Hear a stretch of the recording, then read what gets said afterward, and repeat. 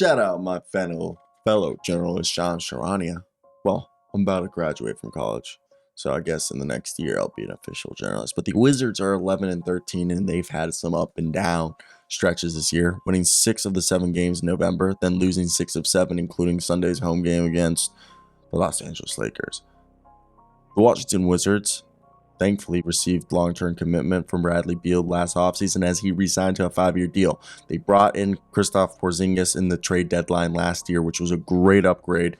And Porzingis has a $36 million option, which is more than likely going to be accepted, while Kyle Kuzma has a $13 million player option. And Kyle Kuzma's having a breakout year. Guy's averaging 20 points a night, basically. And it's fantastic. 20.6. You got 3 20-point scores on this team. 21.8 from Porzingis, 22.9 from Beal, and 20.6 from Kyle Kuzma. It's crazy to think about that Kuzma was part of the core with Brandon Ingram, Lonzo Ball, Julius Randle, Josh Hart, not Bradley Beal, but Contavious Caldwell-Pope, I believe, was there even too. But they traded Pope and Kuzma there on draft day 2021. And now the thing we're talking about today, I'm a Wizards fan. I'm a Wizards, Magic, Timberwolves fan. I've lived in all 3 states. Lived in Maryland for 10 years, from 9 to 19. Lived in Orlando suburbs from 5 to 9, and Minnesota, born to 5. Now, as a Wizards fan, I would do everything. I would give up my left arm to keep Kyle Kuzma. However, several teams such as the Atlanta Hawks and Phoenix Suns have expressed trade interest in Kyle Kuzma, according to league sources that spoke or told The Athletic. The same token, the Wizards have shown an interest in Atlanta Hawks for John Collins. Add on to the sides that were discussing a potential deal last offseason, league sources says overall there's a possible decision to be made during the season if they explore what they could get. Tommy Sheppard, the GM, who's I think is actually a lot better than what people think, has made it clear that they view Kyle Kuzma as a cornerstone of this franchise moving forward since they got him.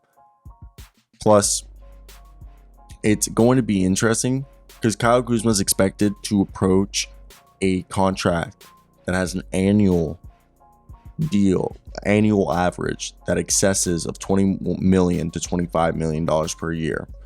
So he's probably looking at 4-year 80 to 4-year 100 million at least, or 5-year 100 to 5-year $125 million contract for a guy who's averaging 20.6 points, 7.7 rebounds, 3.6 assists, and is only in the second season of a 3-year $40 million deal he signed with the Lakers. And the sky's obviously the limit right here. And I'm a big fan of the Kuz. Sorry, drink the coffee. You know what time is it? For me, what would a John Collins, Kyle Kuzma deal look like? Well, and then we'll talk about what a Phoenix Suns deal would look like, because that's where we're at in this video. John Collins is making 23.5. Kyle Kuzma is making 13 straight up. How do you get that deal done? It would have to include Rui Hachimura. That's how I view this would be done. It'd be Kyle Kuzma, Rui Hachimura, and for me, right there, you get to about 19.2. So you're still down $4 million, which is either, I don't think you give up Johnny Davis because you're already giving up too many players, I feel. Unless you want to do straight up Wilbar and Kyle Kuzma, and then you have the Hawks send back like Aaron Holiday or Justin Holiday. You send over Wilbar and Kyle Kuzma, that's $27 million. All they have to give you is $3 million back.